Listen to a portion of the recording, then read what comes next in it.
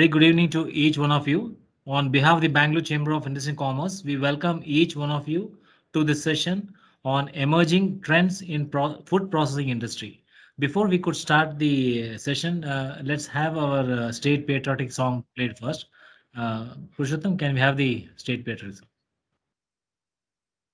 Jai Bharat Jananiya Tanujate, Jaya He Karnataka Mate, Jai Sundara Nadi Managala Nade, Jaya He Ratansikalani, Bhudeviya Makuttada Navamaniye, Andada Chandada Munnina Kani, Raghava Madhusudana Ravatharisida Bharata Jananiya Tanujate, Jai Bharat Jananiya Tanujate.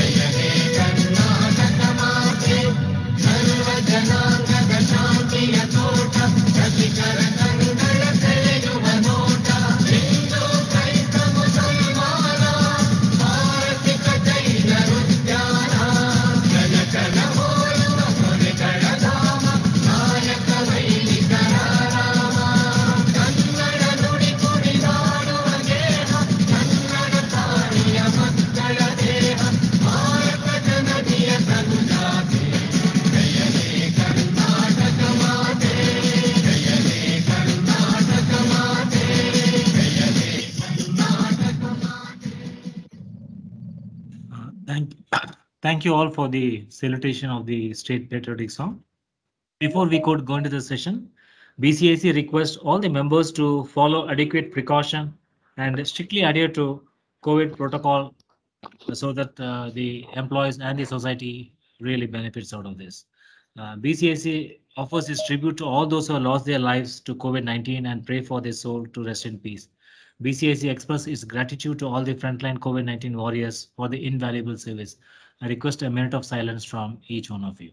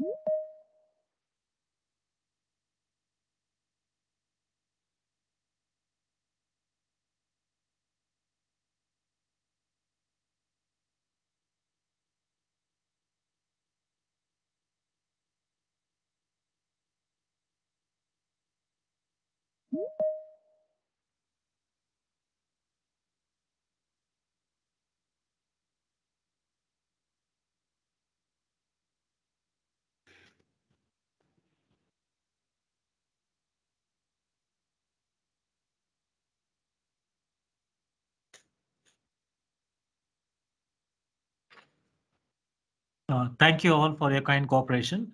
Let's move on to the session. This session has been organized under the aegis of Agro and Food Processing Expert Committee of BCIC. We would like to specially thank Mr. Ankur Bhaumik, Chairman of the Agro and Food Processing Expert Committee of BCIC and Chief Operating Officer, MTR Foods. Mr. Narasimha Nakshatri, Co-Chair and Agro and Food Processing Expert Committee of BCIC and Consultant Nakshatri Associates. And also Mr. Prashant Gokhale, member of the Agro and Food Processing Export Committee of BCIC and President Region South Asia and Managing Director Bureau India for curating this session for the benefits of our members. The speaker for today's session are Mr. Tejas Rao, Strategic Business Development Bureau India, and Mr. Shashidhara Subramania, Corporate Technology Bureau India. They will be speaking on 6 industry trends that will impact the food processing industry in the coming decades. The session will be moderated by Mr. Prashant Gokhale, member of the Agro and Food Processing Export Committee of BCIC. On behalf of the Chamber, we express our sincere thanks to Mr. Tejas Rao and Mr. Shashidhara Subramania for accepting our invitation to address on this important subject. We would also like to thank all the participants for joining in today's session. We request all the participants to kindly mute your mic and webcam option. This is to enhance and keep the bandwidth strong, as well as avoid any disturbance in the background. Please post your questions in the chat box only. The speakers will respond to the question during the session, or you could raise your hand for any questions to be asked for. And we'd like to inform all the participants that our president, Mr. K.R. Shekhar, is also here. After he taking over as the president of BCIC, this is the first session that the chamber is organizing under his able leadership. And also this is the first session for the expert committee of the agro and food processing. May I now invite our president, Mr. K.R. Shekhar, to kindly do the presidential address to take forward the session. Over to you, Shekhar, sir. Sir, you have to unmute. Thank you, Prithvi, and welcome to all participants and all the leaders of the industry on agro processing. Thank you so much for joining the call today. So normally we say food for thought, and after lunch you are giving out some food for thought for all the members through your agro and food processing committee. And I should thank the chair and the co-chair and the leader of the Agro and Food Processing Committee, Mr. Prasad Nakshatri, Mr. Ankur Bhaumik, Mr. Narasimha Nakshatri, and Prashant Gokhale for leading this today's session. I really thank you for that. I also thank the speakers. I should really thank the speakers.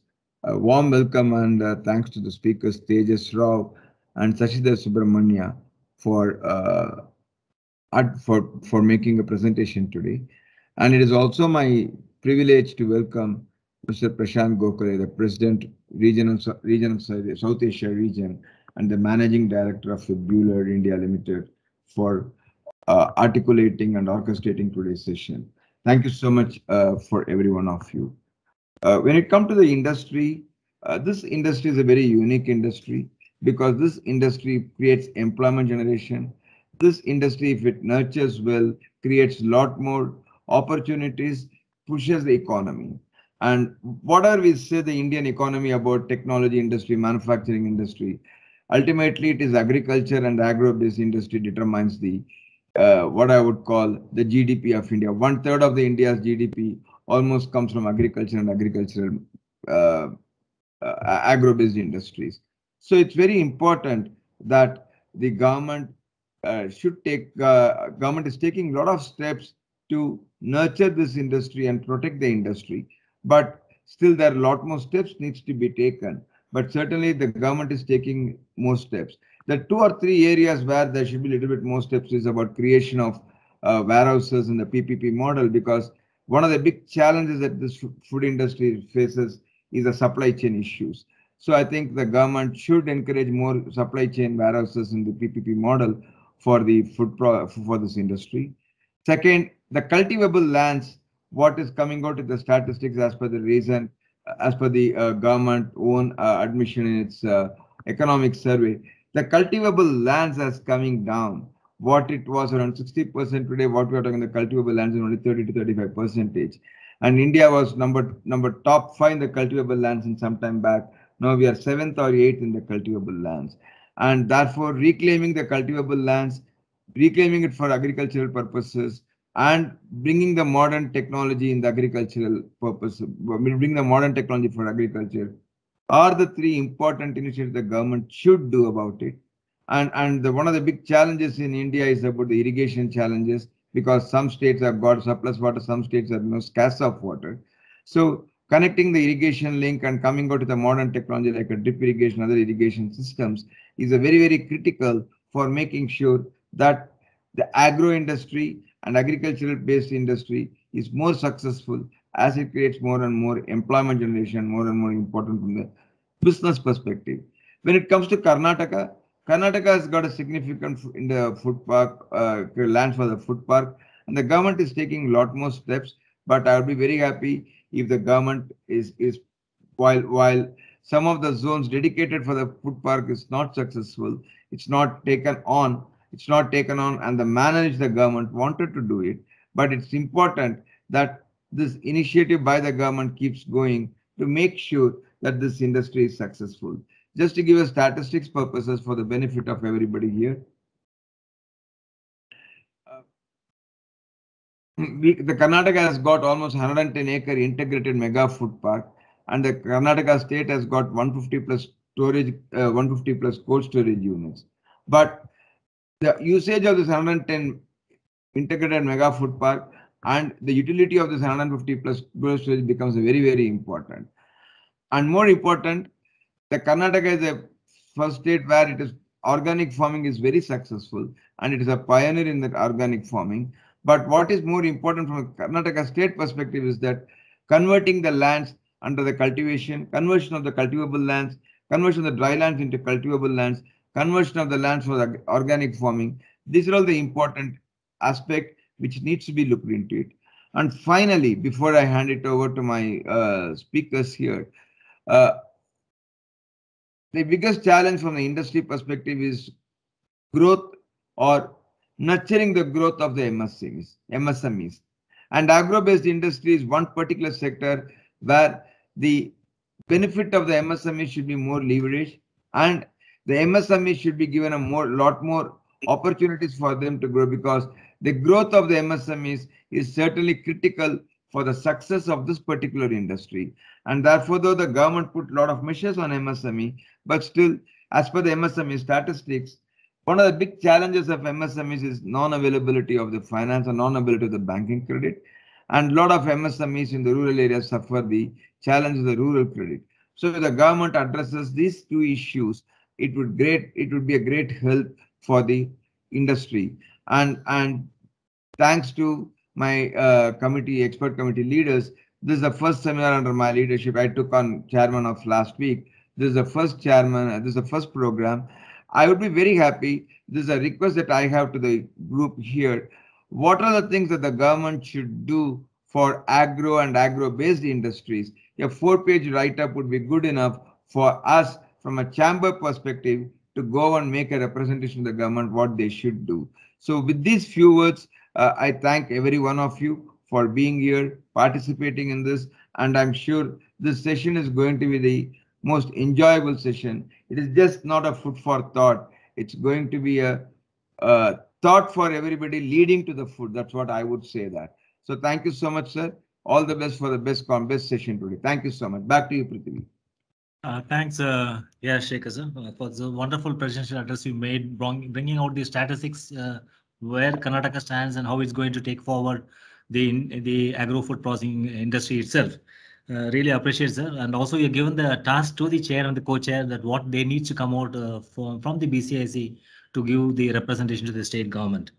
May I now invite Mr. Narasimha Nakshatri, co-chair of the Agro and Food Processing Export Committee of BCIC, to set the context for today's subject and also introduce the speaker. Over to you, Narasimha Nakshatri.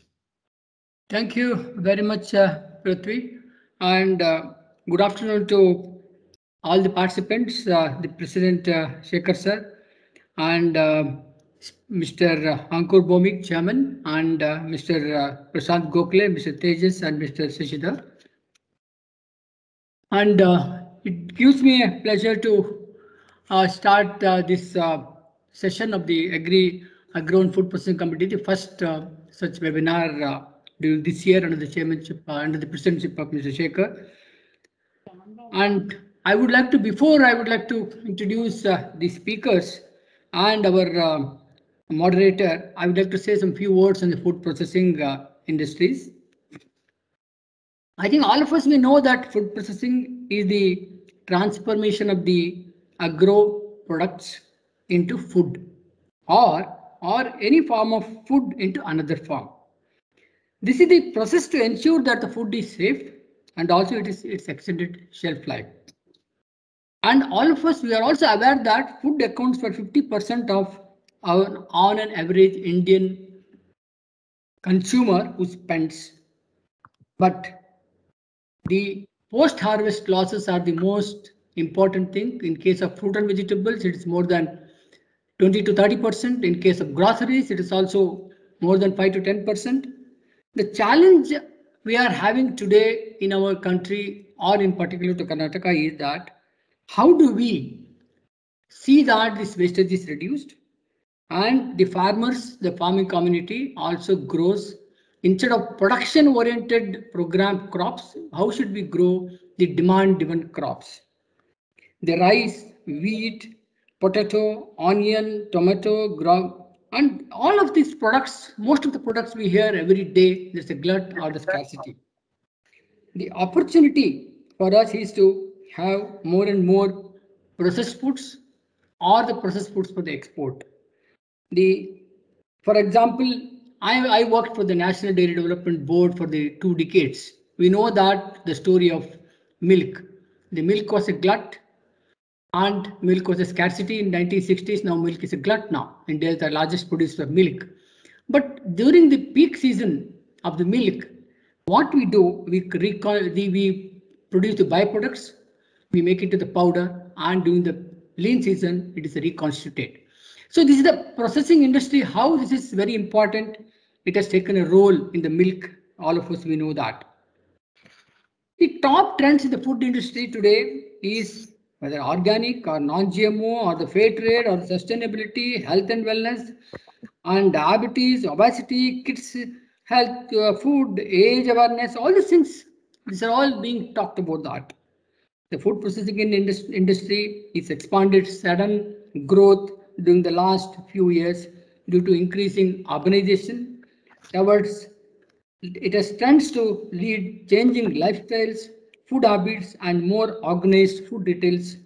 There has been a notable change on consumption pattern of our own Indian population.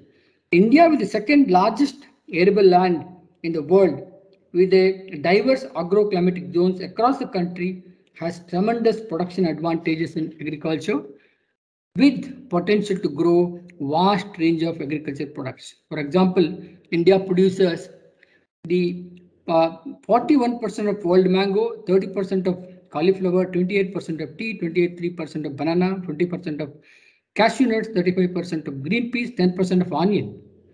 But it is not exported and it is not processed fully. This strong base in agriculture provides a large and varied raw material base for the food processing. These advantages are leveraged optimally can translate into India becoming a large leading food supply to the world. I think before I introduce my speaker, let us eat global and buy local. So my colleague, Mr. Prashant Gokhale, who is I think already our president has introduced him. He's our committee member since last few years. He is an president of Buller India South region. He has over more than 30 years of rich experience in various fields from R&D to sales. Mr. Prashant is an emerging and is an engineering graduate from Pune University and holds management degree with IMD Lasane and Alliance Business School, Bangalore. He possesses a strong business and leadership record as president and has a deep understanding of the consumers and business landscape in South Asia. His strengths are innovation and to introduce positive changes in an ever-evolving industry landscape. And the first speaker, Mr. Tejas Rao. He manages in the Buller India strategic business development functions of Buller. He is a marketing and strategy professional and with a background in engineering and product development. He has a keen interest in collaborative innovation and development startup ecosystem.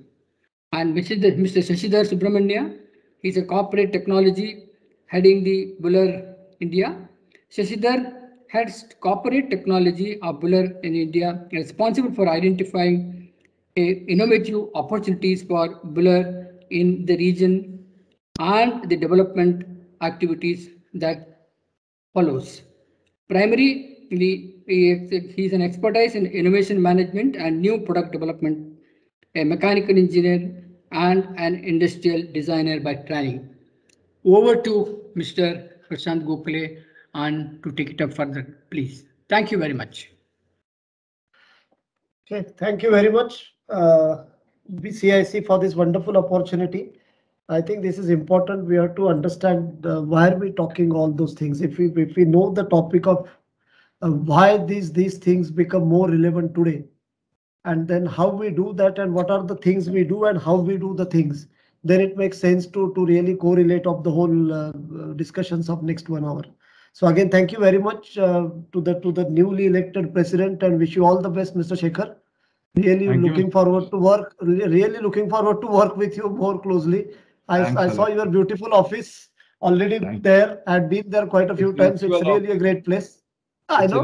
It's not new to me. I know Tarun very well. Sharada and all, they're very close friends of. Yes. Excellent. Thank you, sir. Forward to working with you, Mr. Prashant. Thank you very much, Mr. Narasimhan, as well as Ankur. Thank you. Go ahead, Mr. Prashant. Yeah, as well as Mr. Narasimhan and Ankur for this, at least starting of this, maybe the new year with giving us the opportunity to talk on the grains and food side of it. You are expert, Mr. Narasimhan, on the vegetable side of it, but we will talk next 1 hour specifically on the grain side, because in India we grow, I think, more than 250 to 300 million tons of food grains we grow. And you rightly mentioned about the situation, what we have it into fruits and vegetables. It is not that different into the grain side of it.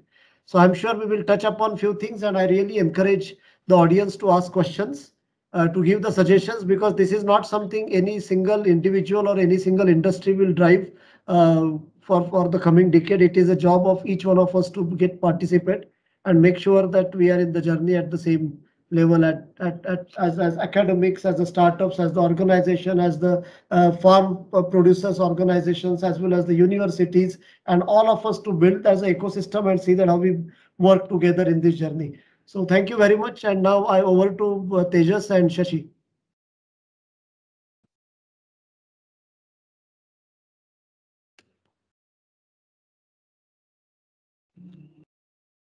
I think you have to unmute. Shashi, you have to unmute. Okay. Thank you. So thank you.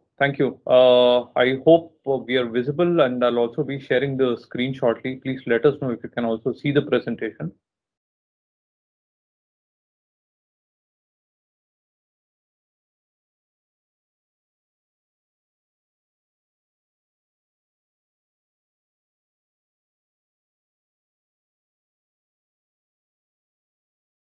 Yeah, it is visible. Okay. So yeah, I'm Shashidhar, and I'm joined by my colleague, Mr. Tejas, for this talk on the emerging trends in the food processing industry. First of all, we would like to thank BCIC, Mr. Shekhar, Mr. Narasimhan Nakshatri, and all the executive committee members of the food and agro team there. Thanks for this opportunity.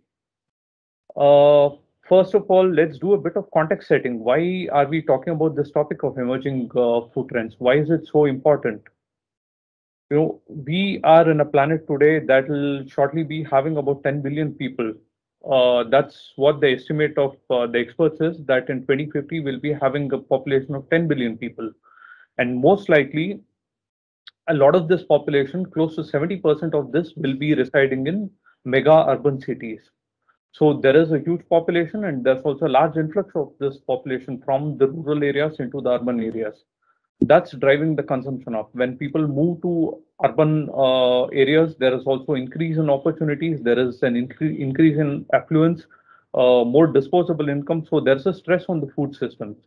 And coming down to India, most of this population is also youth, people between 25 and 35 years. So that also has a serious impact on the way we are consuming. And this as I told, is putting a huge stress on the food systems today, and there is a push that the population starts moving from starchy cereal-based diets into protein-rich diets. Now, all this stress on the food system makes the topic that we're discussing today very important. The core question is, how do we feed this population of 10 billion sustainably within the limits of the planetary boundaries and within the limits of the human health? That is the key question why this topic is important.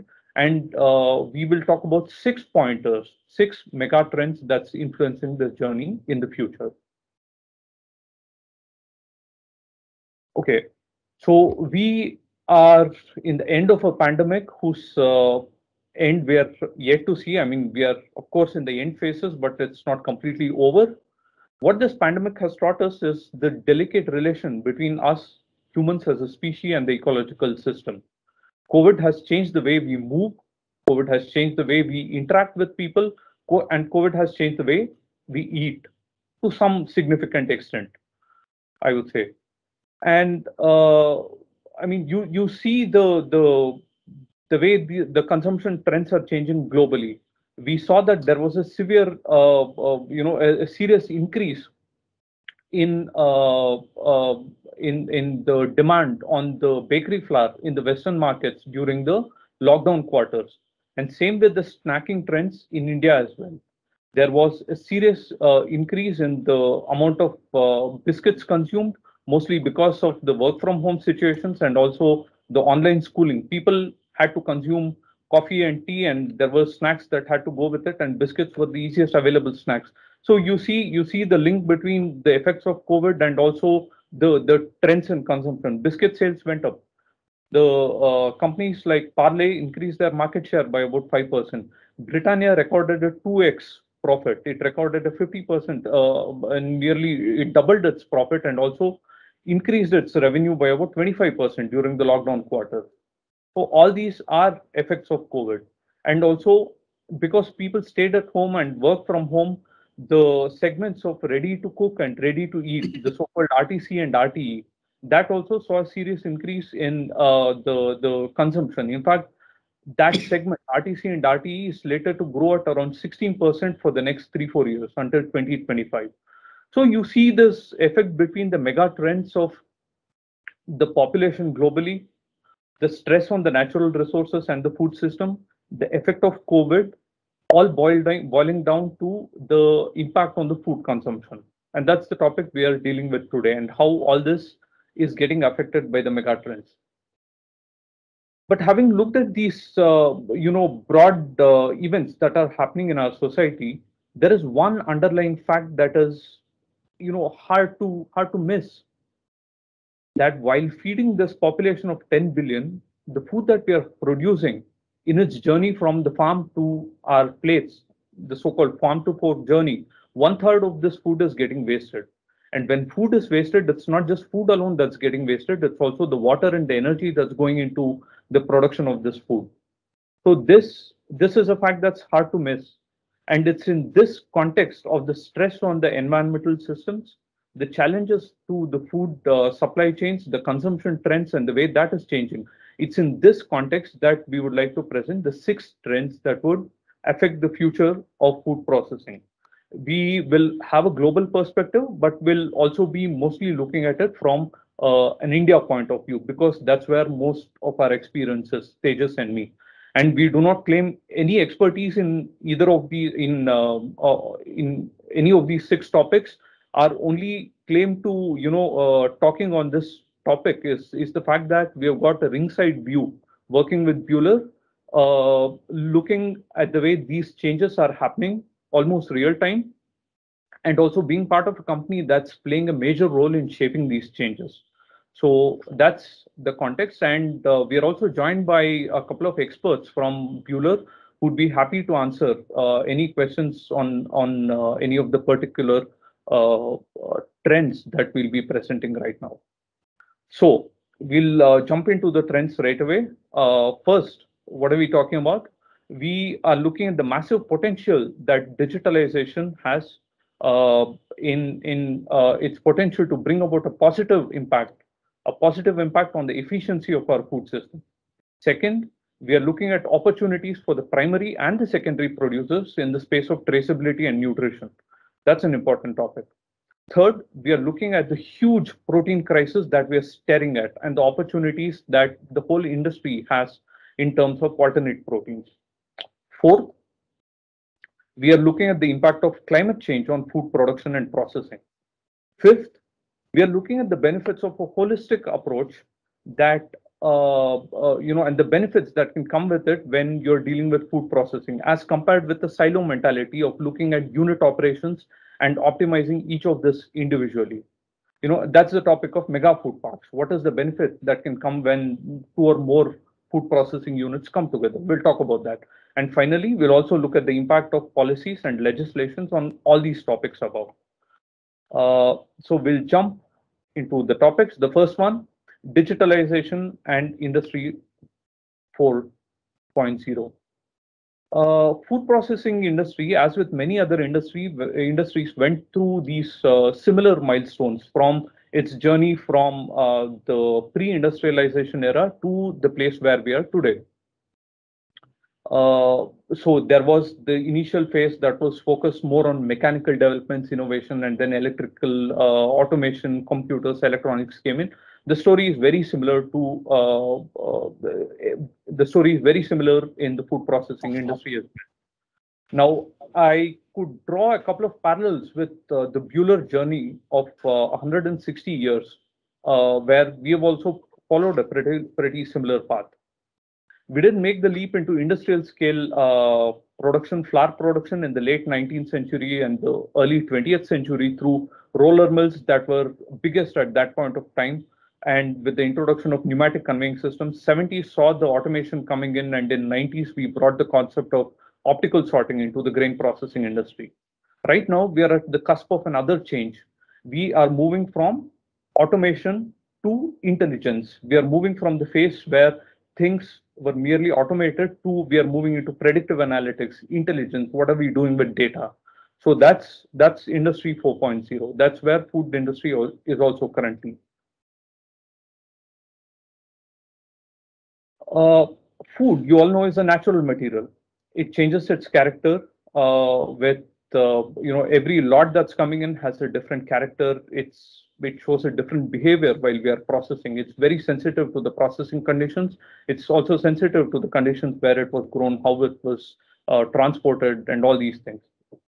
So usually in processing industries, it's very much dependent on the skill of the operator to react to these changes, to these constantly changing quality changes of the input raw material. The time to react for these operators is a critical factor, and that usually makes or breaks the processing operations, the business as such. Any effects in delays, the effect of delays in responding to these changes in the input raw material variety, at best it could be just a loss of yield to the processor, or at worst, it can result in quality problems in a batch and even ending up on the consumer's plates. The effect of these things are too obvious to be even repeated on this forum. So it's important to react quick to any changes in the input quality, and that's where you really have to be nimble. You have to rely on the data that's coming from the machines. You have to act quick, and that's the role of digitalization in the processing industry. Whether we'll have plants that run without operator intervention in the near future, I don't think so that'll happen. But digital tools, the data from the sensors, extensive processing, all the data that we are putting on the cloud, all these things will only make the operator more efficient, more faster, and also nimble in reacting to the changes in the input raw material.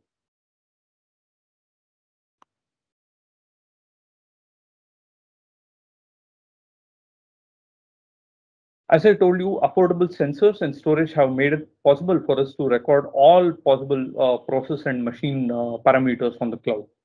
At Buehler, we are building virtual replicas of the processing plants where you could go back in time and rerun a particular operation or simulate the whole run on modified boundary conditions. We call them digital twins. In a sense, you are replicating the whole plant operations, but it's not real, but it's virtual. Now, how is this helping us? This is helping us optimize the process, number one. It's helping us look at the data in the past. It's helping us investigate the anomalies in the plant operation. And it's helping us do all this at the levels of precision and depth that we had never seen before. So now we are in the journey of making this transition from descriptive to predictive analysis. We not only want to tell the processors what went right and what went wrong with this process, we also want to tell our customers what could possibly go wrong in the future. And moving a step ahead, we want to tell them how could we help you correct the course. So these changes are happening, and it's not just Bühler who's doing this. It's the changes coming from companies like Accenture, companies like Microsoft, Bühler, and all the players in the ecosystem. And to monetize all these new value-based services that we are offering to our processors, the operators, with the predictive analysis, the prescriptive analysis, we have to think of innovative business models. Now, how do you monetize all these services? You could think of subscription business models. You could think of pay-per-use business models, benefit sharing, and all these things. I think the whole industry has to make this journey together. It has already started in the mature markets, and we'll, sooner rather than later see the ripple effects of all this in India as well.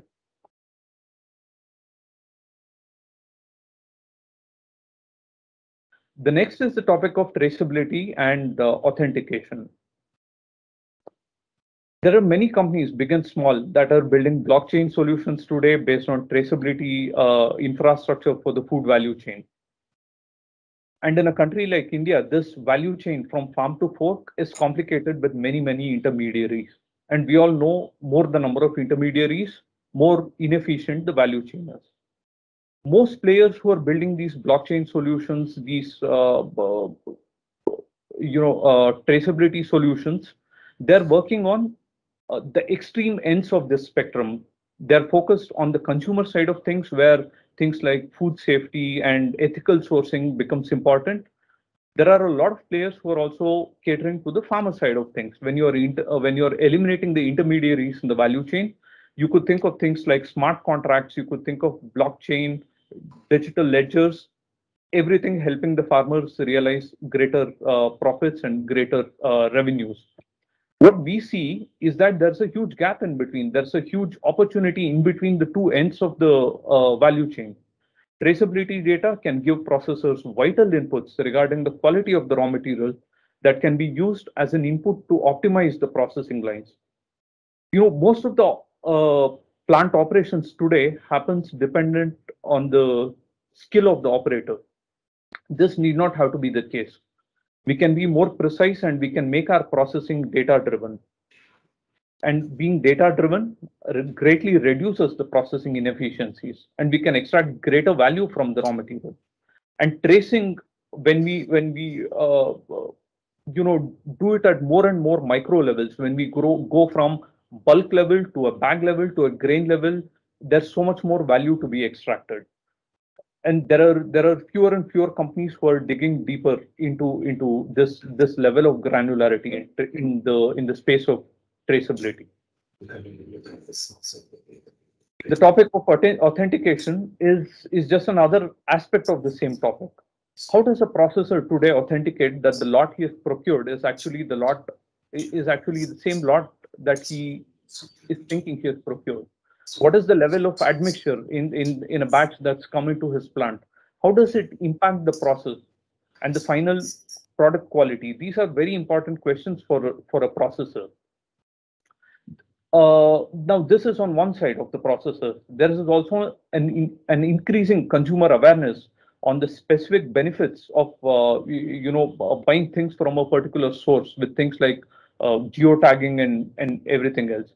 We know about the recent consumer interest in A2 milk, and how, without even getting into the science behind it, there is a growing perception that the A1 beta casein, the A1 milk, is linked to diabetes, heart diseases, and all these things. So people want to know what is the milk that they're drinking, what is the grain that they're eating, where has this come from? Has my basmati been adulterated with something else? These are important questions for the consumers. These are important questions for the processors, and for the processors, the pull is coming from both the directions, from the consumers and also the regulations, particularly when they're exporting. So the topic of authentication is very important. It'll play a huge role going forward. Now, this is the last topic I would like to touch upon before handing it over to Tejas for taking us through the next 3 topics. Nutrition safety, food safety, all this is revolving around the theme that we are using very less of what we are producing today. You see this illustration, which clearly shows that only 40% of the primary proteins that we are producing on the farms are actually ending up at our plates. We begin to understand the massive inefficiencies that we have built into the food system. And sadly, this has happened by design. Now, this has to change. We all know that animals are not the most efficient routes to deliver proteins to us. We all also know that seafoods, insects, and pulses are they're progressively more effective at converting the plants into proteins that could be used by humans. This is common knowledge. If we do not address this challenge immediately, we will be staring at 250 million tons, close to 250 million tons of protein crisis by the year 2050. This is a crisis situation, and it's not the job of a single industry or a single company in the value chain to act on this. There has to be a collective action. Now, our response to the protein crisis has to be addressed at 3 levels. Number 1, we make our processes more efficient, which means we reduce our processing losses. We upcycle the side streams. That means the byproducts that are coming out of the processing steps.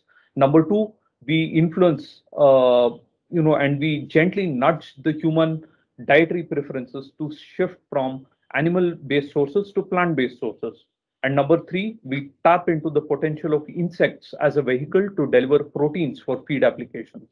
So there is 1 in terms of efficiency, there is 2 in terms of making a shift to the plant-based diet in case of food, and there's a 3rd thing that we can do, which is tapping the potential of insects when it comes to feed applications.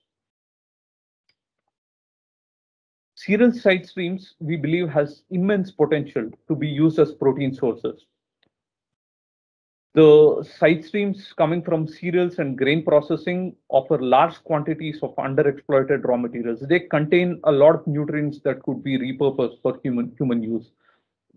Things like husk, bran, germ, rejects during the sorting steps, cleaning steps.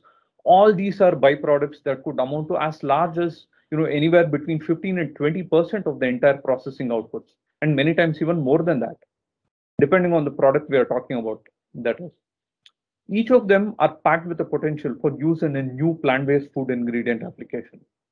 To realize this potential, we need 3 things to come together.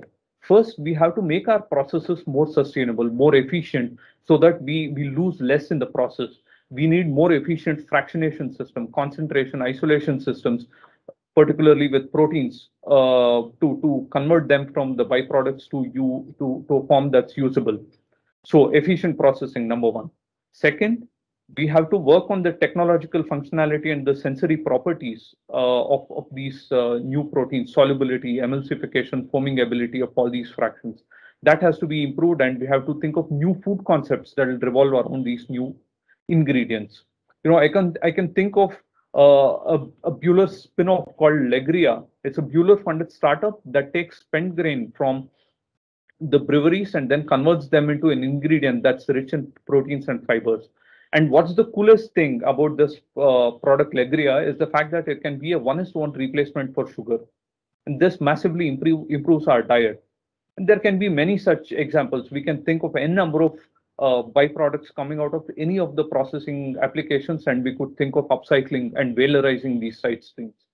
Finally, for this new ecosystem that uses the cereal side streams to function, we need all the players in the food value chain to act. And it's, as I told with the previous case, it's not the job of a single player to realize this. To actually achieve these objectives, we need close collaboration, and we have to build new partnerships with many different partners. And there also has to be the policy framework that's supporting this.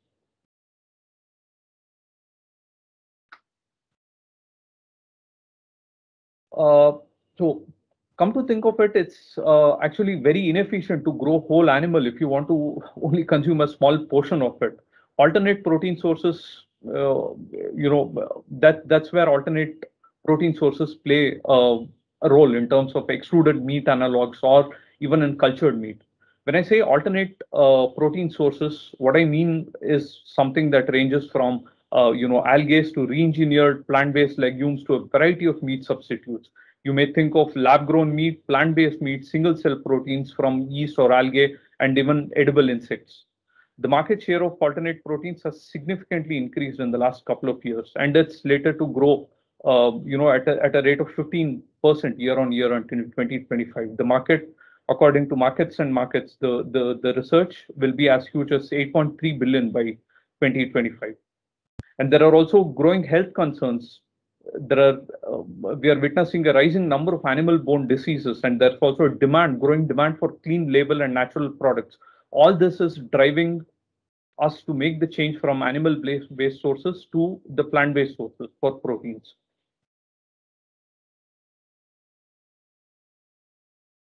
And finally, the topic of insects. We've seen how by changing from an animal-based diet to a plant-based diet, we can impact the food system. Similarly, in the feed system, it's the role of insects that's playing a huge role there. Insects are very efficient converters of plant material to usable protein by the livestock. And I say they're efficient because they do this at a much lower levels of greenhouse gas emissions. They consume much lesser land and water while doing this. And the animals that are eating this is also happy because insects are their natural diets. So on the side of feed, it's the switch towards insects that will really make the impact. So in summary, before I hand it over to Tejas, alternate proteins have the potential to disrupt the global food system in many significant ways.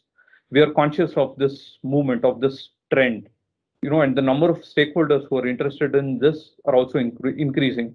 At Bühler, we want to positively shape this change, and to do this, we have built many networks with partners along the value chain. I can again quote this particular example of our partnership with Givaudan, with whom we have set up a protein innovation center in Singapore. And this is the topic of proteins is also a central theme. It's also a core topic in our initiatives, both in India and globally, while we are looking at the startups, the academic institutes, and the whole ecosystem. In all our interactions with them, the topic of protein is also very important. For the remaining three topics, I would invite my colleague Tejas to take over, please. Thank you. Thank you, Shashi. So we come to the next most important topic, which is climate change and sustainability. So I'd like to share some numbers with you on climate change and sustainability. So we'll go slowly through these numbers, just so that you have a second to pause and reflect what it actually means. These numbers. Next slide. So 24% of global greenhouse gas emissions are from agriculture. There's a lot of talk about the amount of pollution that comes from our automobiles, right? We see a huge shift towards electric vehicles. We see a huge shift towards cleaner sources of energy. But we fail to, we forget often that 24%, a quarter of all the global greenhouse gas emissions are from agriculture, right? So there is something that really we can do there. Close to 70% of the total water usage is from agriculture, right? So of all the water that we use as a species on this planet, 70%, close to 70%, we use it for agriculture. That's a huge portion of the fresh water available to us, and especially at a time when we see dwindling water resources. 1/3 of the global energy goes into food production from field to fork. Right, so all the energy that we produce, when we think of energy, we think of the electricity that we need to run our cities and our country as a whole. We think of the energy that we need to power our devices, right? But we forget to often recognize the amount of energy and the sheer quantity of energy that goes into the production of the food that we consume. right? And 1/3 of all the food that we produce is wasted. So it's sort of a contradictory situation where we're putting in a lot of energy into producing food. We're using only 1/3 of all the food that we currently produce. So it's a severe mismatch from the supply and demand side, and we cannot afford to continue on this path. We have close to 2.2 billion people who are obese. This is a pandemic, sort of less talked about pandemic. It started in a few of the Western nations, but now it's turned out to be a global phenomenon. We really need to relook at how we address our nutrition needs for the coming generations, how we do it sustainably. 60% of all the antibiotics go into feed, right? So in the last year and a half, we've all become very familiar with the use of antibiotics, especially in the time of COVID. And many of us have experienced firsthand what these antibiotics do to our digestion systems, right? So imagine the amount of antibiotics we're putting into the animals that we consume, right? And the effect, the long-term effect that it has on our bodies. Now, 800 million people are starving across the world. On the one hand, we use only 1/3 of all the food that is produced. On the other hand, there's an imbalance because 800 million people are starving across the world. We cannot continue to do this anymore longer. And 265 million tons of proteins are needed in 2050. Shashidhar just talked about how we need to make the switch to alternate proteins. Now you clearly have a number. We can put a number to how much protein is needed in the coming years and the decades, right? So next, I'd like to show you a graph of the carbon emissions. So this shows the total global emissions and the warming goals. The graph that you see is, it shows the sum total of the carbon dioxide, the methane, and the nitrous oxide, and the fluorinated gases that we generate and emit into the atmosphere as a species, right? The target that we've set for ourselves, according to PIMS conventions, is we need to limit this temperature growth to about 2 degrees. What we've seen in the last year and a half is there was a steep drop in the amount of greenhouse gases that we emit because of COVID-19, right? We saw a similar decrease in the past, in 2008, 2010, when we had a massive recession. But what's more is we've dropped down quite a bit in the last year and a half, but we need to continue on this level if we want to eliminate the worst effects of climate change. We saw back in 2008, 2009 that after the financial crisis, the emissions bounced right back up.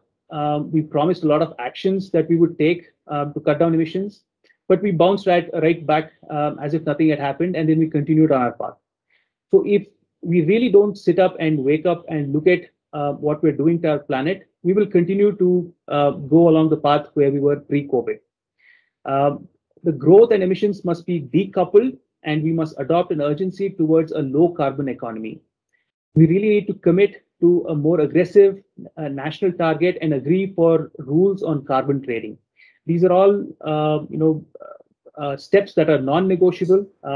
We hear a lot of noise about it, but it is really time for us to take action.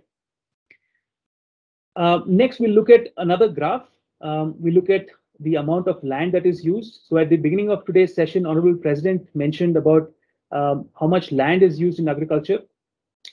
So of all the land that is available to us on our planet, only 25% is what is available, first of all, to start with, of which we use a massive close to about 80% of the land, which is arable and natural land, right? So the remaining 21 is urban land. Of this, we use a third, that is 32-33% for agriculture. A third of the land that is available to us is used for agriculture. So land is everything for the future. The more we use, the faster we move towards a non-sustainable model of agriculture, and the closer we move to the disastrous effects of global warming. So we really need to decouple food and feed production from land. We have to see how we can use what we have better.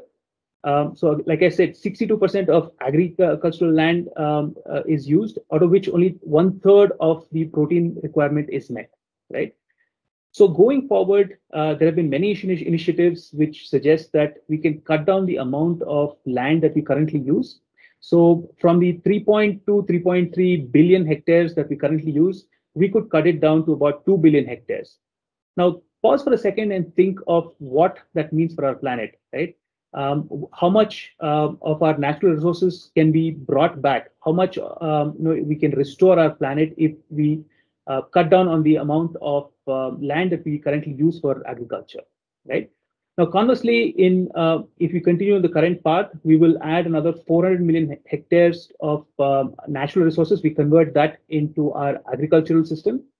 And we are certainly putting ourselves and future generations on a path to destruction, right? So as a group, we have set out a clear target that we want to reduce the amount of energy, waste, and water by 50%. So by 2025, we've set a target for ourselves that we want to reduce the amount of energy that is used in our machines, the amount of waste that is generated, and the amount of water that can be saved by 50% or more, right? You can clearly see why these sort of drastic actions are necessary for the future of our planet. If we go forward, this is something that we've been studying for a few years now. So in the last, let's say 4 to 5 years, we've tracked our technologies and we've seen what sort of carbon emissions that we can avoid, right? So we're not really talking about carbon absorption. If we can prevent the amount of carbon dioxide that is released into the atmosphere in the first place, we're taking care of the problem at a very, very early stage, right? So the amount of carbon dioxide equivalent that is emitted into the atmosphere, we really have to start looking at the problem at the root cause at that level, right? So we started benchmarking our own solutions to where we were and where we are moving towards. And we've made a conscious effort to fine-tune our solutions and refine them to offer the best solutions for our customers. We don't compromise on quality, but at the same time, we also keep an eye on what we're doing to the environment. How sustainable are our machines? How sustainable can we make our customers' businesses?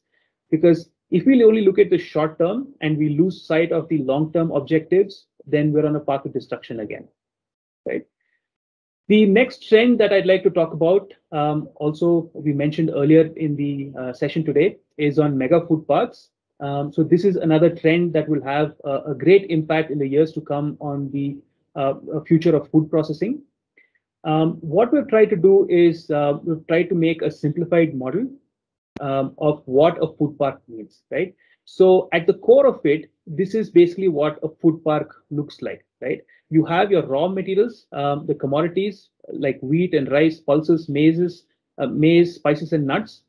And all of them go into the production of consumer foods. It could be biscuits, pasta, noodles, wafers, snacks, and then also into animal feed, the raw material that we use to grow our animal proteins, right? By making all of this integrated, so a food park is an integrated system where you cut down on a lot of the losses that we observe in the traditional systems, right? So here in a food park, in a simplified model of the food park, you see how we can have a central storage. You can have a pre-cleaning area where all the raw materials are cleaned, and depending on what the requirement is, you can then quickly send the raw material into the required value stream. And not only this, you can also channel the byproducts of the main processes and use that to generate the additional energy that can be used inside the system. Not only energy, you can also use the biomass waste to produce the animal feed. We're seeing more and more innovative uses of these biomass wastes. We're seeing companies and startups who are, who have solutions to convert this biomass waste into packaging solutions, right? Organic biomass that is being converted into packaging solutions. So all of these are a testament to the advantages that an ecosystem such as a food park will give to our food production systems. Next slide, please. So let's look at a few advantages of a food park. The first is portfolio diversity, right? So as a food producer, the main advantage that a food park would offer is the ability to offer a wide range of products. You could expand your product offering into adjacencies, either up into the value stream or one step back in the value stream. You could have more nutritious byproducts. You could take them and you could add value to them. You could treat the byproducts, and then, like I mentioned, you could use them as a source of energy. The next advantage is, when you look at a food park as an ecosystem, right?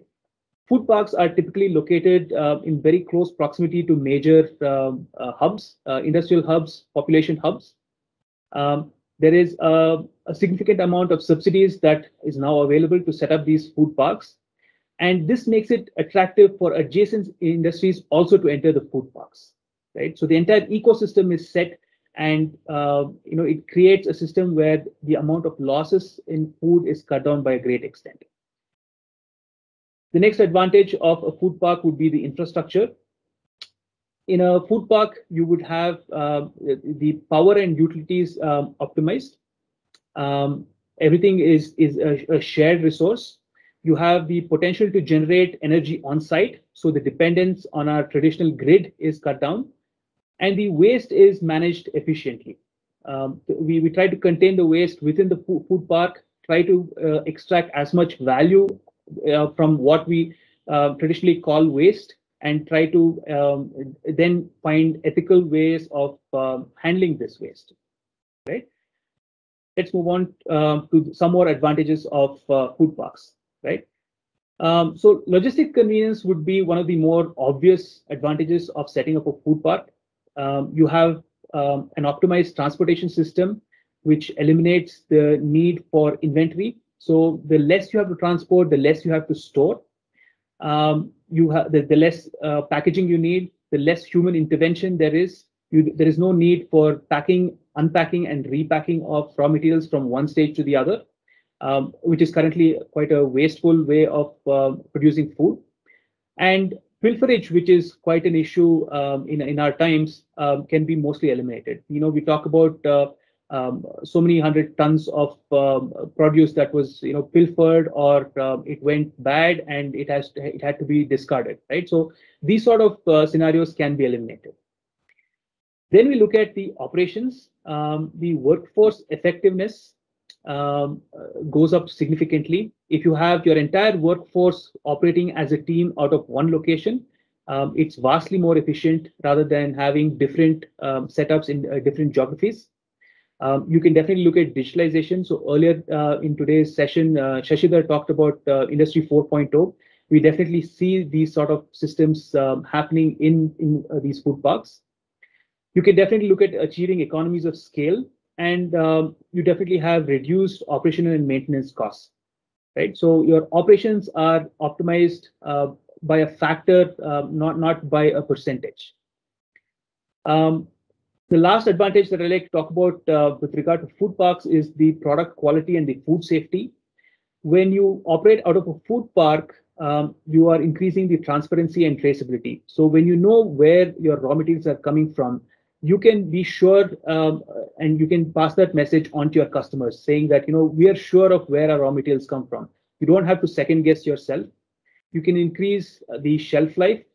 You can reduce the wastage and contamination that occurs in food production, and you can have better food and safety controls in your entire value chain, right? So I'd like to, so this is not, a concept that I'm talking about that can happen in the future. These sort of food parks are already being built. I'd like to take the example of two food parks that Bühler has been involved in. One is the El Sadat Food City in Egypt, which is one of the largest food parks in the world. So Bühler is honored to be part of this food park. It's still in the early stages of commissioning, but it is slated to become one of the largest food processing centers in the world, right? The other is closer to home, where we have Citigroup in Bangladesh. Bühler has worked very closely with this group, and here we see an integrated food system where the everything from the raw material coming into the food park to the finished product leaving the food park has been optimized, right? So that's about food parks. The last trend I'd like to talk about today is the effect of policies and legislation. So they will play a key role in food processing in the years to come, right? So the first aspect I'd like to talk about is the farming laws. So much has been discussed, much has been debated, a lot has been said about farming laws, so I won't take up much time. But one of the basic conditions for the development of agri and food processing industries is the availability of a stable policy environment. And I think the recent laws aim to create an ecosystem which provide the freedom of choice for the producers as well as the end customers with respect to how it is sold and bought, right? There are still some hurdles that have to be overcome, but I don't see why this concept can't be executed and be beneficial to the food processing industry as a whole. Next, we come to the concept of fortification, right? So in particular, we talk about rice fortification. A few decades ago, we saw the fortification of salt by the addition of iodine. So iodized salt was mandated and it has become a staple now, right? You wouldn't eat salt that was not iodized, right? Along the same lines, the government of India is considering a compulsory fortification of rice from 2024 onwards. It is still in the idea phase, but it is moving quite rapidly, and there is definitely a push towards making this a reality. So producing rice that is rich in iron, folic acid, and vitamin B12 would definitely help us to combat malnutrition and diseases like anemia. In a country like ours, these are steps that we need to take if we're looking at where we want to be as a nation in the next, let's say, 50 years. The public distribution systems and the midday meal schemes in schools, they would be the channels that would make these fortified rice kernels accessible to a larger section of the population. That is how we see it starting. But recently, the operational guidelines have been published, and this hopefully will open up the use of fortified rice in retail channels. So similar to how we saw iodized salt coming into the mainstream. Hopefully, in the next few years, we also see the fortification of rice. Not only rice, we are also seeing the fortification of milk and the fortification of wheat flour. These would help us combat the severe food nutrition challenges that we face in our country, right? The third aspect of the policy and legislation is the commodity trading. We've seen that any sort of regulatory inventory interventions and artificial caps on trading in commodities are not really desirable. They could have an undesirable effect in the market. If we could manage these mechanisms carefully and balance them out, they could definitely have a positive impact, and we can control the food price inflation in our country, right? So that is the sixth and the final trend that we had to talk about. It's been a pleasure to address all of you, and we're at the end of our presentation, and we thank BCIC for the opportunity to speak and address this gathering. And now we open up the session for any questions that you may have. Thank you. Thank you. Thanks, Shashi and Tejas. Wonderful presentation, lot of information to digest.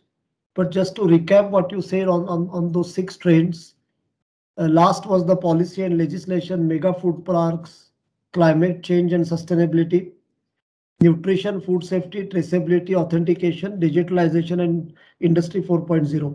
And if you ask me, these are all related to each other. As I said, if you start understanding the question why, all of them are related to each other. And the main primary focus over there is that sustainability, because today we all know that the planet Earth, we borrow it from our next generation. The resources, what is being produced by the planet Earth for consumption in a year, we already finished consumption by middle of the year.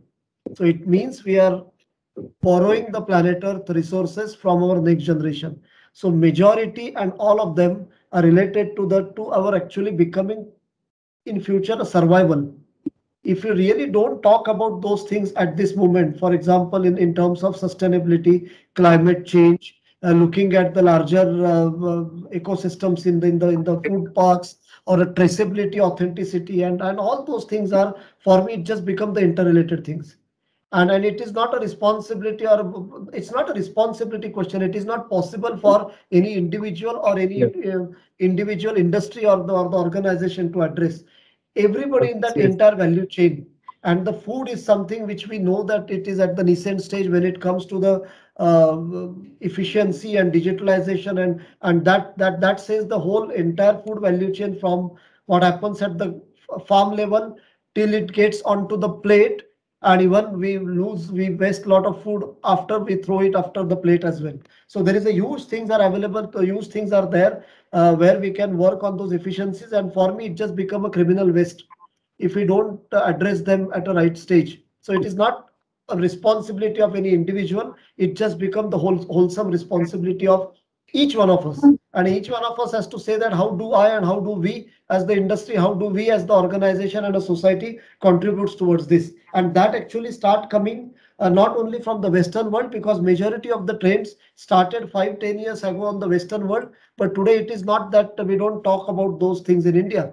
I thought that insect, we will not talk anything about insect in India, but there are enough interest is there for the insect, because insect is the least where we produce the proteins which is required to actually feed the animals, and for other use of the proteins, alternate proteins. We always know the pulses, every meal we consume pulses, but then it just goes beyond.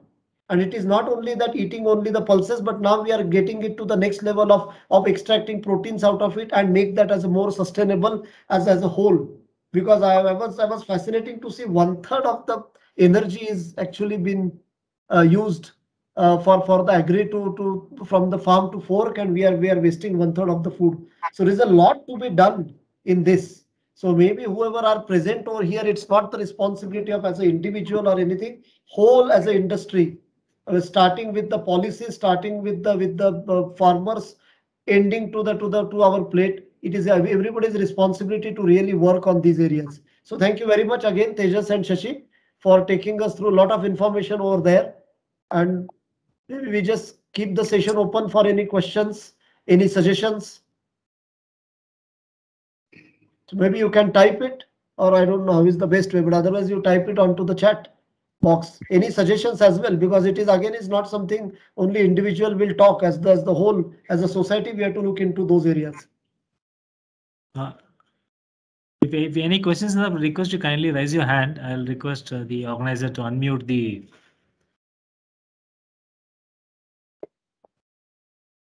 Purushottam, you can unmute the participants. Huh?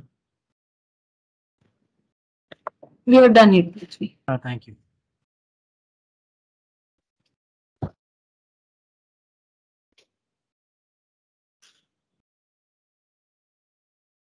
This is Jagdish here. Just wanted to know if Buhler has been actively engaging with food processing startups in India and Bangalore particularly. Yes. First, Buhler is very deeply involved in the startups at global level. I start from the global level, then I come down to what we do over here. At the global level, we are very actively involved into the startups in our industries, not only the grains and food, but we have the business into other side of food also. So all this ecosystem, we are involved at the global level. And in India specifically, we started that initiative from this year. We are conducting, I would say that the startup days where we give opportunity for startups to talk. And startup for us is important to get them into the entire value chain for our customers. Startup is not something where you see any investment potential or to generate the idea. Startup, what we see that to give that opportunity for the entire value chain for our customers. So these are the two gentlemen, what you are seeing it, Shashi and Tejas, who are driving our startup initiatives in India. Maybe you can directly approach them if you have anything specific, and then we can take it forward from there. I think one Mr. Harini, somebody has, please. Before we go to the next question, I would like to add to what Prashant said. There is a Buhler startup website. I think a lot of information is available there, along with the focal areas that we are focused on. There are 5, kind of strategic pillars, and the topic of digitalization that's kind of underlying all these as a backbone. And we are actively looking at startups who are working on these 5 pillars. And the 6 trends that we talked about more or less coincides with, they overlap with the 5 focal topics that we have listed as well. So you could go through our webpage as well. That will help. Thank you. Sure, thank you. I think Chetan Hanchete can ask the question. He has raised the hand. Chetan, you can go ahead. Yeah, I'm Chetan Hanchete from Center for Process Foods. Both the speakers offered very, very good information and very useful information also. I appreciate. Thank you. I have 1 or 2 small clarifications to be obtained from you. Number 1 is millets is becoming very, very important crop, food, proteins. It's being addressed in the world now. I wish to know what they are working on millets operation. You are grain specialists, so any work being done on millets, I wish to know. Many of our industries also wish to know. And millets crop is going to be grown in more and more in developing countries, in tropical countries and all. Second question is we discussed about the proteins. Proteins we are all looking for. Yes, a kind of particular amino acid based proteins is important for us. We should look for amino acids also. But of late, from last 5, 10 years, 7 years, Western countries are talking about gluten-free and all. Gluten is a protein. What made them to talk all this? And that particular software is being inducted into our nation also. I want clarification for this. Thank you. Okay, Chetan, good to get connected with you after some time. Thank you. Good to hear your voice. Yeah, looking Yes. forward to see you soon. To answer the first thing on the millets, there are enough opportunities are available in millets. We are quite active in the millet processing, but the today situation in India is that it is still not become an industrial product yet to the scale what we are looking for. Millets are being consumed into a huge quantities in African countries, particularly Sudan and areas where they use a lot of sorghum and jawar bajra. Lot of things they use it rather into the wheat flour they mix it, so that become more as the industrial units where you really see some of the economics of scale. If you start talking of a 1 ton per day and the kind of thing, then it just doesn't become the industrial size units where you make little more sustainable processing units. So millets, we have quite a few solutions in terms of dehusking, dehulling, and the grinding of some of the millets. And the capacities, if you ask me, it would be Shashi a range of 400-500 kgs per hour kind of thing. Absolutely. Kind of thing. Yeah, so Yeah. it is something in that range. So maybe we can see that what any specific requirement do you have it, we can always address them. But unless it just become little more industrial, where it just become more sustainable from the very small scale to little better scale, it doesn't become really, I'm not talking viability, but it doesn't become a sustainable as an industrial solution. Okay. I wanted to know any work is being done because lots of instant mixes based on millets is growing up. Yeah, no, we have the I want to solutions know for about the the dehusking, hulling, Yeah, just grinding of the millets. A lot of cleaning things can happen in millets, but it has to be industrial solution. It cannot be a very small scale solution. Okay. What about gluten? Proteins. I would like to know. Gluten. Maybe you know it better than me. What about gluten and these things? I But know, gluten but is actually why any gluten topic. Everything is coming. Sorry. Yeah, anybody has allergy of a gluten, then it is not the right one to consume. But otherwise, I don't see any challenges of consuming any of the gluten because it all depends upon how your body reacts. So if anybody has a problem with the gluten, then definitely it is a no-go of consuming any of such things. But if your body permits, then everything is good if your body permits to do that. So we have to follow they are what our body purpose, and we have to follow what our local traditions are there clearly. Yeah. They are implanting some wrong information from like that into our country, where we are eating every day roti, chapatis.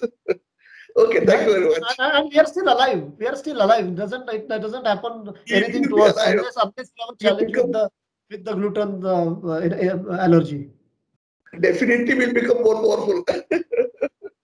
Thank you so much. I saw one more question here. I don't know. I don't have an answer for me, but how much production of cultivated meat is feasible in India? Anybody has any clue? Because I don't have much clue about this. If you don't have it, then we will take it and we will try to find some information and answer. I think in terms of cultivated meat, if you can, I think we are a long way off, because one, it's in terms of novelty, which has just been accepted in Singapore for the first time. We heard about this, but it'll be quite some time before the production becomes more economical perspective. So we had looked at the trends of cultivated meat vis-a-vis analogs, and we don't see a substantial portion, a percentage of the cultivated meat coming into the market for near maybe anywhere between next 10 years, I would say. So that would be my comment, the way we see it. Yeah, Prakash here. Can I come in? Yes, Prakash, you are most welcome on this topic. Yeah, no, not about the topic. I think thank you, Mr. Prashant and team, for the excellent presentation. One particular thing which really enthused me was the food park that you talked about.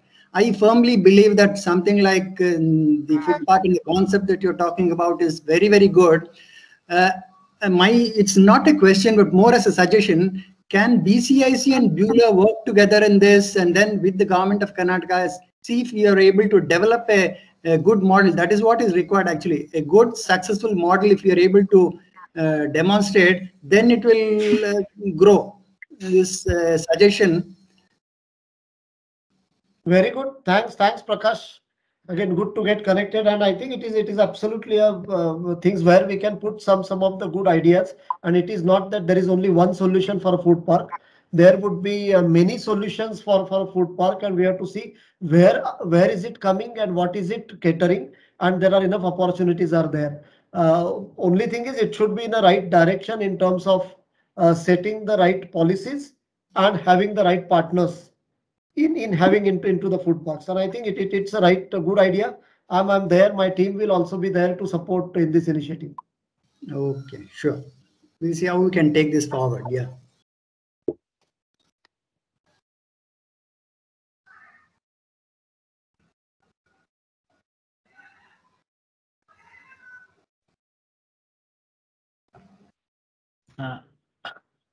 Prashant sir, there's a question in the chat box. Mode of reaching to farmers and role of government for this. Mode of reaching to farmers and role of government for this. Okay, I'm not the person who can comment on to the agri side of it, on the farmer side, but I think more and more this FPOs, which are more sustainable, because we all know that what happens with the farm sizes and the sustainability beyond what they are doing it. So there are maybe right intentions behind of having those farmers, producers, organization come together and see that how they can add value onto the grain, not just harvest a grain and just pass it on to the next level. That becomes, I think, primary. I would say the primary functions at the, not exactly at the farm level, but little bit closer to the farm, a primary processing, very primary processing. It means you remove the impurities as much as possible, because when we talk about sustainability, we are actually transporting the whole impurities from A place to B place.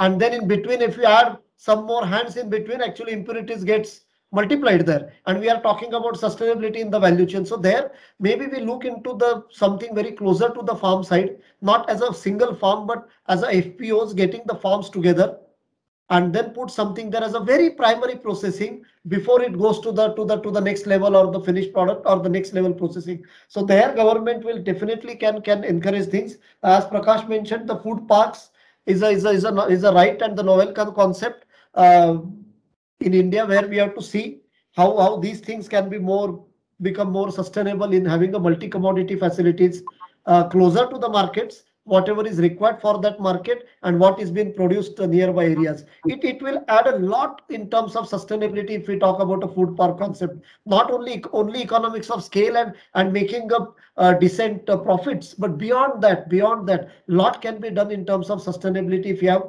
multi-commodity facilities are there in somewhere in a vicinity where we can source the raw material at economics of scale, producing them with a lot of efficiencies and getting them to the markets, and then it just becomes the whole ecosystem there. Again, it's one or two are not enough. I don't expect anything what is been shown by Tejas, what Buhler is privileged to do that in NSPO in Egypt is one of the best food parks over there. They have, it starts with the raw material receiving, and then it goes up till the biscuits and the noodles and the wafers and all those things producing over there. So it is just going to the, because in a country like Egypt they required such a massive infrastructure, but in a country like India we required like this hundreds of infrastructures across the country. And Prashant, to add to what you're saying, we are also seeing a lot of activity in the startup space in this regard. Very recently, we met, as many as 3 startups who are working on the farm gate infrastructures, particularly when it comes to drying of a lot of commodities at the farm level, ginger, turmeric, and all these commodities. So a lot of startup activity is happening there, and as you said, there has to be a government push to encourage more such activities. And just add to what Prashant and Shashidhar mentioned, if you look at the individual land holding pattern in India, it's very different from the Western economies where the land holding is vast, right? So the individual land holding is quite small. We don't want to change that. We don't want to create a monopoly in land holding. What would make sense is what we talk about the FPOs. If we can unite these sort of individual landholders and create a system where they can all unite and go through one channel, that would be more important for us. I think there is one more question, Prashant. Somebody has put, is there any food parks in India and how it is functioning and all those things? I think there are plenty of food parks. There are plenty of food parks in India. I think maybe it is close to 40 numbers in India. I don't comment too much on how are they performing, but there are at least close to 40 food parks in India. Okay, Prithvi, I think there are a couple of other questions there in the chat box. I'm not able to read. Can you just? It's been covered. It's always been covered. Prithvi, I want to have one small. Please go ahead, sir. Yeah. I wish to mention one good input which I collected from the speakers is, they mentioned we are only speaking about food wastage, 40%, 60% for many years. But during all this speech, nobody addressed the energy what is being consumed to process the food and the water what is being, that is also getting wasted. When food gets wasted, the processed food gets wasted, this energy and water offered for processing also is getting wasted. Nobody addresses it. I think all the experts from this field should address and emphasize and show the figures, facts, so that everybody will understand if you waste food, the energy and water, whatever it has been spent on it to pack, also has to be emphasized in all the speech. That's what my input. It is very valid, Chetan, very valid. And if you see those things, it is absolutely a criminal waste when we talk about wasting of 1/3 of the food. When 70% of the water is required from agriculture to the farm, 1/3 of the energy, this is criminal waste. I like what you mentioned. Everybody has to own that and see that what we can contribute towards this. Yes. I think it is not just production and processing, logistics also to a great extent that consumes a lot of energy. Yeah. There is also energy. It's a complete value chain. Yeah, complete value. And I felt even energy of farmer also is their energy. He's also putting lots of energies in that. That also matters a lot for our country, agriculture-oriented country. Another small thing which I wish to emphasize here is insects are the best converters of primary food to proteins, best amino acid profile proteins. The speakers mentioned, insects is one of the best converter of greens to proteins, very good quality proteins. And that may be a food for not only feed, also for humans in the coming years. It is still little away in India, but if you go to Europe, you find the protein. Maybe the burger patties are made out of the proteins extracted from insects. I know that. I know that. It is there on the shelves. Yeah, it is there onto the shelves of in the European countries. Not really eating of the insects like what it has been seen in the Southeastern Asian countries, but it is actually the protein extracted out of insects. Burger patties are available in European countries. Yeah, I know this. In Africa, African countries, they eat insects only. Sorry, thank you. Narasimha sir, if there are no more questions, shall we close the session with your concluding remarks? Yeah.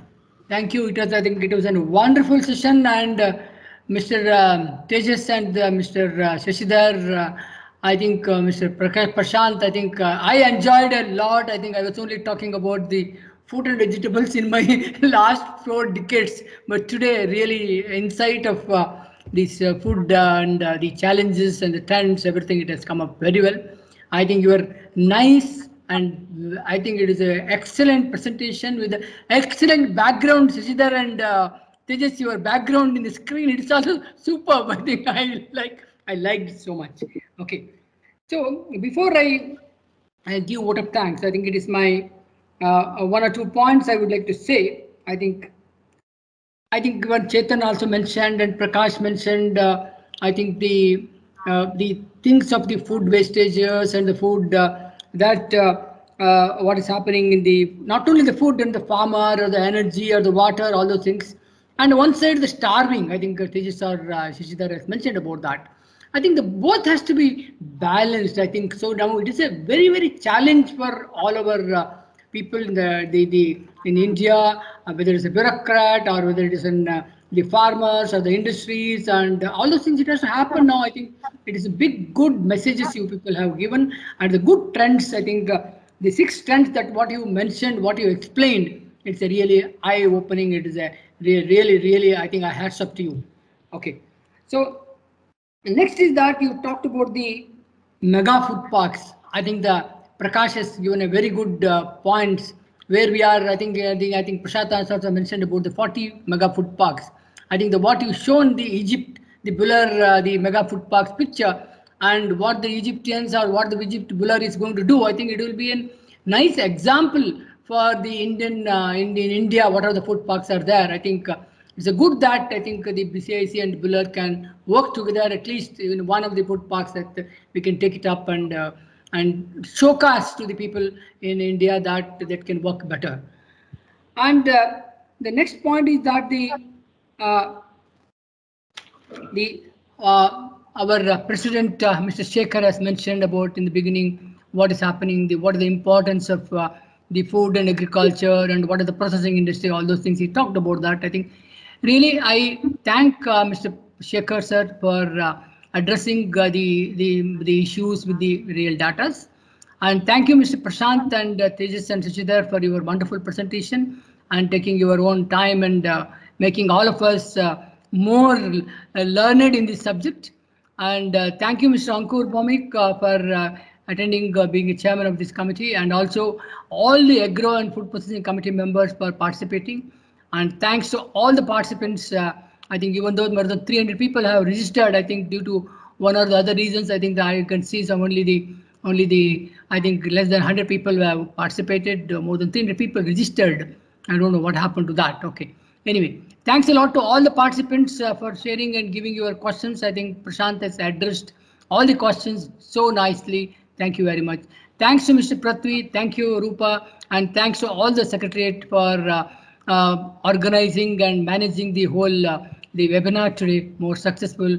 And thanks to everybody. If I have forgotten everybody, please forgive me. Thanks to all those who have directly, indirectly making the first seminar of Agro and Food Processing Committee of this financial year or this year, and also the first webinar of the BCIC. Okay, thanks a lot. Thank you very much. Thank you, everybody. Yeah, thanks, Narasimhan. Before we conclude, as a token of appreciation to Bueller India, the chamber would like to give a virtual memento, and then we will ensure that it reaches your office.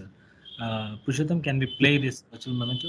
And after which we'll have a national anthem played.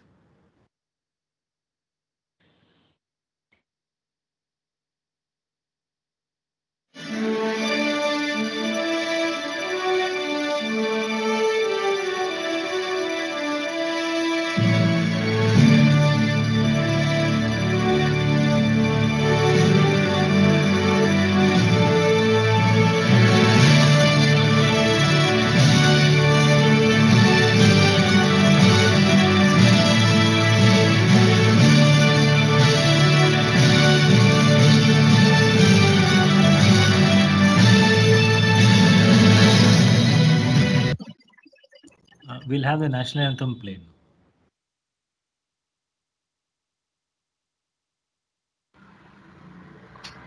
Jana Mana Adhinayaka Jaya He Bharat Bhagya Vidhata Punjab Sindh Gujarat Maratha Dravida Utkala Vanga Vindhya Himachala Yamuna Ganga Uchala Jaladhi Taranga तव शुभ नामे जागे तव शुभ आशीष मांगे गाहे तव जय गाथा जन गण मंगलदायक जय हे भारत भाग्य विधाता जय हे जय हे जय हे जय जय जय जय हे. Thank you all. It was a wonderful session to begin with the current financial year. The chamber started off. Thanks for all your support. We look forward for more such events. Thank you, everybody. Thanks a lot. Thank you. Thank you, Prashant. Thank you, Tejas. Thank you, Shashidhar. Thank you, Prithvi. Thank you, Shankar. Thank you, everybody. Yeah. Thank you, Prithvi. Thank you, Chetan. Thank you. Thank you, Prakash. Thank you, participants, everybody. Okay. Thank you. Thanks, Nakshatra. Thank you, Good Jagdish. section. Yeah.